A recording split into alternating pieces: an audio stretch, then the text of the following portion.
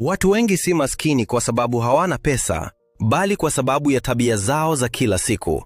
Naweza kukuonyesha tabia 7 zinazowaangusha wengi. Tabia ya kwanza, wanatumia pesa kabla ya kupanga bajeti. Mwisho wa mwezi ni maumivu tu. Tabia ya pili, hununua vitu kwa hisia, si kwa uhitaji. Niliona tu napenda, ndio mwanzo wa shida. Tabia ya tatu, hawana akiba kabisa.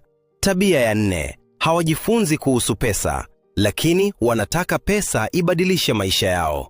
Tabia ya 5, wanasema nitaanza kesho, lakini kesho yao haiji kamwe. Tabia ya 6, wanaishi kwa mikopo kila wakati, mwisho wake ni mzunguko wa madeni.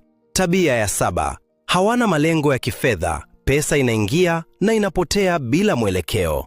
Na ukweli mchungu ni huu, bila kubadili tabia zako, hata ukipewa mamilioni leo, utayarudisha pale pale. Kama umejifunza kitu, comment na badilika. Na usisahau kusubscribe kwa elimu zaidi ya fedha.